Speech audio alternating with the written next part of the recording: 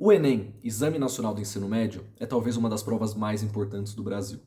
Todos os anos, milhões de estudantes fazem essa prova com o objetivo de ingressar em uma faculdade federal ou em uma faculdade particular. Porém, existe muita confusão e muita polêmica sobre a forma de pontuação do Enem, chamada TRI, ou Teoria de Resposta ao Item. Alguns autores até dizem que essa pode ser uma medida extremamente injusta que tira pessoas da faculdade pela maneira como distorce as verdadeiras notas dos estudantes. Então, nesse vídeo, eu vou discutir exatamente sobre isso. O TRI é uma medida justa? E se não for, o que torna essa medida tão injusta ou tão discrepante em relação aos estudantes? Meu nome é Flávio e seja muito bem-vindo ao meu canal, onde eu falo sobre diversos assuntos de vestibular, estudos e otimização na preparação para você conseguir sua vaga na faculdade. Se você ainda não é inscrito no canal, te convido a se inscrever e não esqueça de ativar também o sininho para que você tenha acesso a tudo. E se você tem interesse em conhecer um pouco mais da minha metodologia, o Mestre no Vestibular está com uma promoção exclusiva. Primeiro link da descrição, você vai entrar no grupo do WhatsApp em que eu vou divulgar tudo a respeito disso. O TRI foi criado com o objetivo de uniformização das notas. O próprio INEP traz duas justificativas principais para o uso desse tipo de medida. O primeiro deles é permitir a comparabilidade dos resultados entre os anos, e a segunda é permitir a aplicação do exame várias vezes ao ano. A grande ideia do TRI é que a mesma nota em exames diferentes ou em anos diferentes tem o mesmo significado. Então uma pessoa que fique com uma nota final de 700, seja numa prova mais fácil, numa prova mais difícil, na primeira prova do ano, na segunda aplicação, ela vai ter o mesmo significado.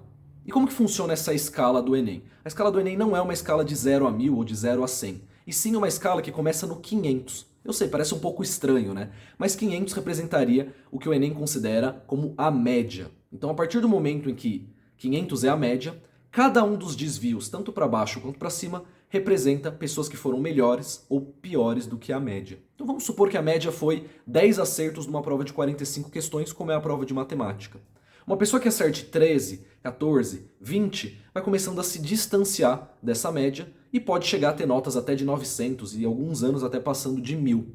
Cada 100 pontos que se distancia desses 500 pontos que são a média, representa o que a gente chama em estatística de um desvio padrão. Então essa pessoa está um desvio padrão, pensando numa distribuição normal estatística, que eu não vou entrar muito no detalhe aqui, mas a cada 100 pontos ela está um desvio padrão para cima ou para baixo.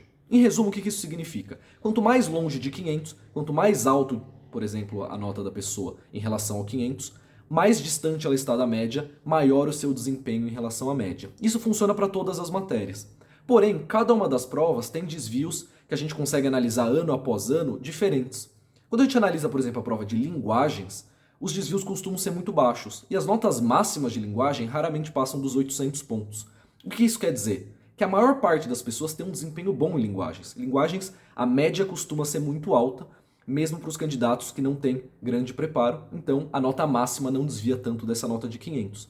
Porém, por outro lado, a nota de matemática máxima, em alguns anos, chega a beirar os 1000 pontos e até passar, querendo dizer o quê? Que a média de matemática costuma ser muito baixa. Então, a ideia basicamente do TRI é essa, e como o próprio INEP diz, essa nota ela tem uma uniformização tanto do ponto de vista de diferentes provas quanto diferentes aplicações. E por mais que o TRI seja bastante questionado até pelos alunos, em que há desvios muitas vezes aleatórios, em que poucas questões trazem um desvio enorme em relação a duas pessoas que acertaram questões muito parecidas, não é esse o ponto que eu quero discutir aqui com o maior possível injustiça.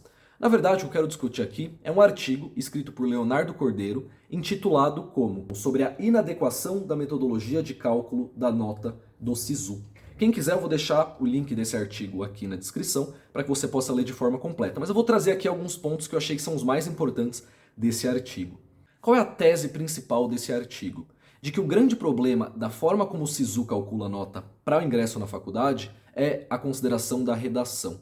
Se a gente for pensar, a redação é a única nota que vai de 0 a 1000 e não existe nenhum tipo de uniformização entre anos. Então, se você tem provas diferentes sendo aplicadas com temas de redação diferentes, esses desvios nas notas não vão ser considerados, porque a redação vai de 0 a 1000, independente de qualquer escala. E mais ainda, pensando que a média dos candidatos em todas as provas é 500, e a cada 100 pontos para cima ou para baixo representa um desvio padrão, a redação não segue de forma nenhuma esse padrão. Na verdade, até o contrário, né? A redação ela é feita de forma a compilar competências. Então são 5 competências que você pode tirar 200 pontos em cada uma. Então a média de redação do Enem não é 500. Na verdade, a média de redação é outro valor e os desvios padrões também.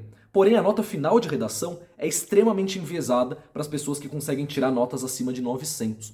Então o que acontece no fim das contas? O próprio artigo defende, e eu vou até ler aqui de forma bem direta, né? As habilidades estimadas pela TRI, definidas em escalas específicas, são diretamente combinadas à nota da redação, que é obtida em escala diferente.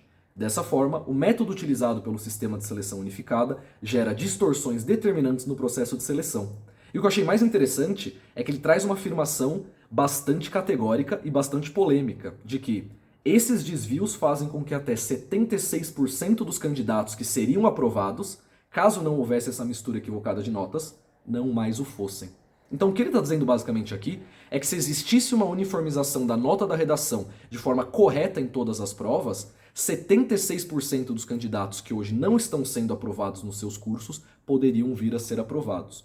E a forma como esse autor trouxe essas conclusões é uma forma bastante científica, eu não vou entrar nos detalhes aqui, mas ele usou algumas simulações, chamadas de simulações de Monte Carlo, em que ele coleta diversos dados de estudantes e simula diversos cenários de estudantes que passam e estudantes que não passam. E mostra que a redação ela traz um efeito extremamente problemático quando a gente pensa em desvios, principalmente em faculdades que têm peso, né? Ele dá o exemplo aqui da UFRJ, que coloca peso 3 na redação em alguns cursos e chega até a colocar peso 4 na redação em alguns cursos. Dessa forma, a redação ela tem um peso extremamente desproporcional em relação às outras matérias e pode chegar até 1000 pontos. Dessa forma, fica muito difícil realmente de que alguns estudantes que tiveram uma nota razoavelmente inferior, como por exemplo 880, 900 na redação, consigam competir com estudantes que tiveram notas como 980 ou 960. Então pequenos desvios na redação geram efeitos totalmente deletérios para muitos dos estudantes que conseguiram ter ótimas pontuações na prova. E aqui agora na conclusão, o autor traz a seguinte afirmação: os resultados sugerem inequívoca e contundentemente que a inclusão da nota da redação distorce de forma expressiva a classificação final em um processo de seleção hipotético, com parâmetros pautados, porém em premissas realísticas. Ou seja, quando se faz uma simulação daquela que eu citei de Monte Carlo, em um cenário totalmente possível, que seria o cenário do SISU de aprovação em alguma das faculdades federais, existe um desvio e uma distorção relevante. O impacto é estatisticamente significativo e pode comprometer de 27% a mais de 60% das vagas ofertadas. Então a gente está pensando que, por conta de existir essas distorções nas notas de redação em relação à escala usada para as notas do TRI, pode-se estar falando de uma influência em até 60% das vagas. E qual é a minha opinião sobre isso? Eu estudei bastante sobre esse tema, inclusive a leitura desse artigo fez parte disso. E eu acredito que sim, existe uma distorção na prova do Enem, na nota final que vai para o SISU, mas mais do que isso. Quando a gente pensa nos pesos que as faculdades dão, os desvios muitas vezes ficam completamente desproporcionais. Então tem faculdades, por exemplo, que consideram peso 1 para algumas partes da prova e peso 4 para outras partes da prova.